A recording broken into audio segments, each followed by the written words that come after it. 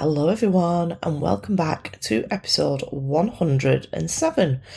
I'm hoping that the audio will be okay. If you can hear a few cars flying by, please bear with me. It's because I'm in a bedroom on holiday. So thank you so much for joining me. I'm recording from Bath today, or Bath, they say Bath here because it's very posh. If you don't know where Bath is, it is a beautiful city in England, which is very historic. And if you are a fan of Bridgerton, like I am, it was filmed here. So I have been living my best Penelope Featherington life. But so far, I have not managed to pick up a Bridgerton man, which is a shame.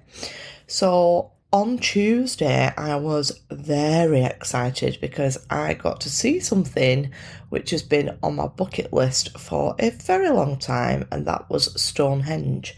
So we went there the other day and we saw it, and as a witchy gal, I thought it was absolutely amazing and I loved it, whereas my mum thought it was just a large pile of old rocks, in her words. So, but yeah, I was very, very excited, and it took me all of my strength not to jump over the rope and leg it towards the stones to touch them.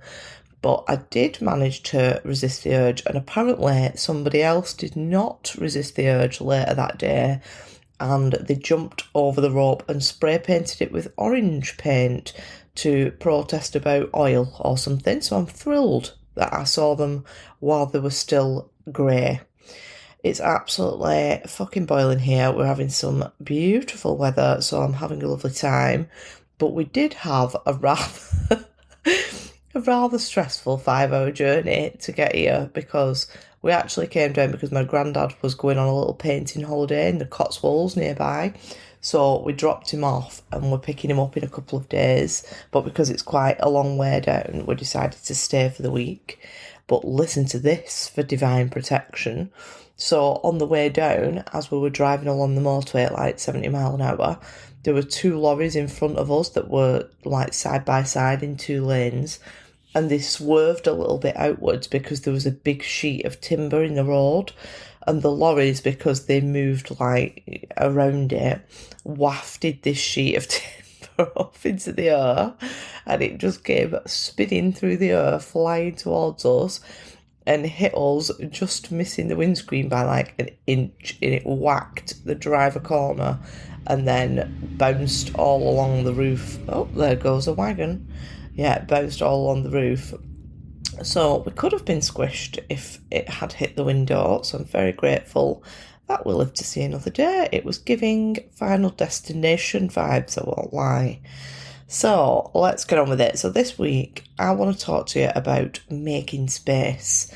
So last week's podcast, I was talking about masculine and feminine energy and how they can be out of whack and you can end up too far in one. And how to balance that back out. And I was telling you that I had bought a book called Calling in the One so that I can begin to prepare to receive the love of my life at some point in the not too distant future. But there's no rush, guys. There's no rush. And one of the activities in there was about making space. And I thought, oh, this would be a good topic for a podcast. So I'm going to start by telling you a story that is not mine. It's one by Steve Harvey. I might have told this story before because it is one of my favourites, but you're about to hear it again. So when he was younger, Steve Harvey had got a job, and for months and months each week he saved up a little bit of money for his new car, and he would come in with this money and he would show his mum and he'd say, "Mum, I'm going to get a new car," because he had recently read the very famous book called The Power of Positive Thinking by Norman Vincent Peale. And so he was affirming what it was that he desired. And every week she would say, "Yeah, I know, but your old car's still out on the blocks on the drive." And it was sat there with no wheels, and there were dead leaves and rubbish all around it. And every week he would come home with this money and he would tell her again, "Mum, I'm going to get a new car." And he would feel really frustrated at his mum after a few weeks because she would always remind him that the old one was still out on blocks on the driveway, and he felt, because he'd read this book, like she was focusing on the negatives when he was trying to be positive. But after a while, when she kept doing this, he realised that she was trying to teach him something by continuing to remind him of this old car on the drive. So one day when he came home with the money, he said, "Mum, why is it that every time I try and be positive by saying that I'm getting a new car, you always bring up the fact that my old one's on blocks outside? Like, why are you focusing on the negatives?" And she said, "It's because you haven't made space for your new car. So how can you get a new car when you have nowhere to put it?"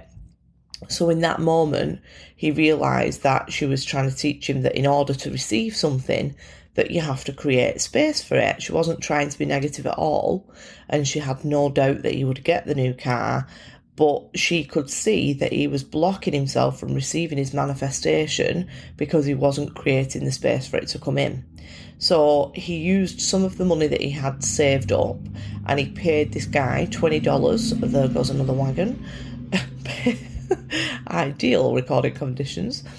He paid this guy $20 of his money that he'd saved up to tow his old car away, and he got rid of the blocks and he cleaned up all the leaves and the rubbish, and then he went to the shop and he used some more of the money that he'd saved to buy some asphalt cleaner and scrubbed the driveway so it looked like brand new, got rid of all the rust and all the oil spill stains so that it looked like this lovely new driveway that was ready to welcome a new car on to be parked there.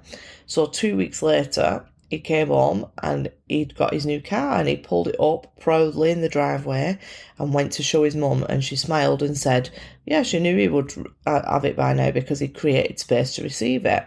And I really like that story because it shows the power of creating space, not just energetically, but also physically to receive. That's a part of it. And this can apply to many different areas of our life. So when you make space for something, you're inviting it in and you're removing the barriers to it entering your life.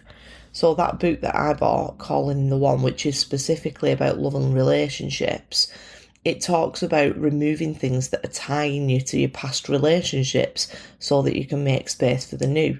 And even if this isn't applicable to you right now, because maybe you're in a really happy relationship, think back to when you've held on to a person, or not even a person, but that time in your life or that identity that you held in that relationship for longer than you needed to.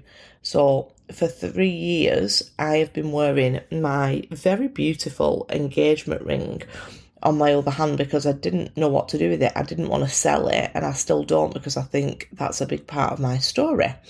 But I also noticed, particularly when I started reading this new book, that I was like fidgeting with it a lot. Normally it would just stay on my finger and that'd be that. But it felt like it was annoying me, almost like it was itching me. And I kept pulling it off my finger all the time, which to me was a sign that it wasn't supposed to be there anymore. So the other day, I gave it to my mum. I took it off for the last time, and I give it to my mum, who is an absolute magpie for anything shiny. So she was very happy to have a new diamond.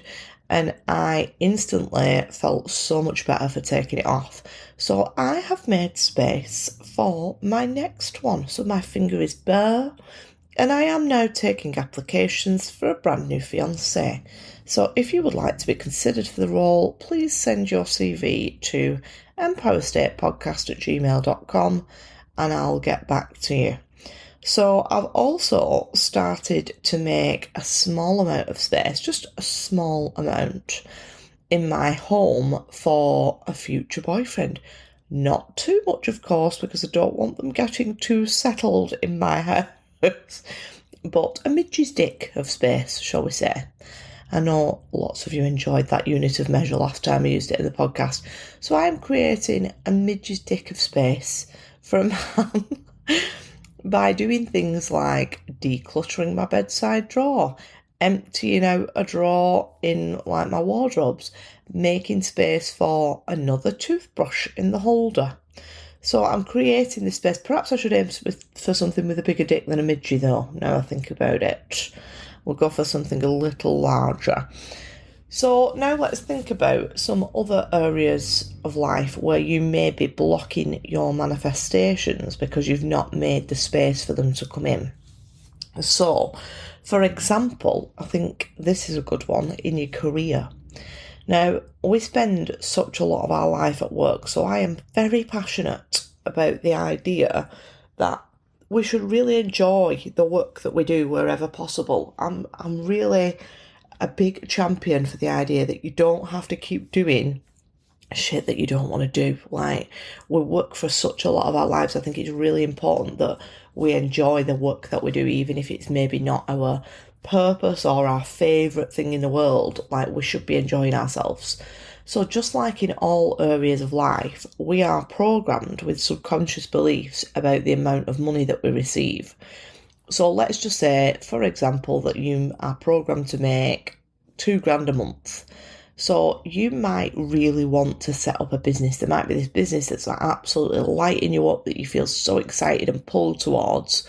But right now, you have a full-time job that you don't enjoy, that is bringing in that £2,000 a month that you're programmed to receive. So what you've got to realise, and this was a big discovery for me, big discovery, and it really changed my outlook on how I viewed that jump out of employment and into my business. So what you've got to realise is that you are the one who is wired to receive that money. You are the one who is programmed in with that money.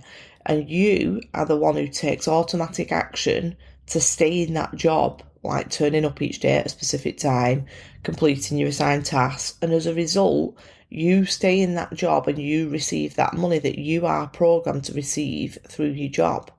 So then let's say if you wanted to set up a business, just for example, we are led to believe that we have to be making an additional £2,000 a month before it's safe to leave that job. So we're making £2,000 a month from our income because that's what we're wired to make. And so we feel like we have to make an extra £2,000 a month, and then it'll be a good idea to leave our job and start the business. And the problem with that is that if you are wired for 2k months and your monthly salary is that, then where is the space to receive that money through your business? There's no space for it. There's none. And for the most part, that is the problem. That's the block. So you've got two choices then. You either up your energetic set point by conditioning yourself to believe that you make £4,000 a month or £5,000 a month or whatever it is, or you create space by either leaving that job that you don't like completely or dropping down a day or two so that you can start to allow the rest of that money that you're going to then lose from your job and allow it to come in through other means. So whether that be a business or whatever it is, and it doesn't have to be a business, it could be another job, it could be anything. It's anything that you prefer. So a few weeks ago, I'll just share this with you because I think this is proof that like this works. A few weeks ago, my friend Ree asked me what I thought she should do about her job because she'd messaged me and said she wasn't happy in it, she didn't like it, she didn't want to be there, and she really wanted to leave, but she had no 3D evidence to say that she would get another job. And obviously, like everybody else, she's got bills to pay. So I asked her the question that I would always ask you is, what would you love to do? Like, what would you love to do? Because that's where you're being guided. Whatever you'd love to do is where you're being guided. And she said that she would love to hand in a notice and leave that job.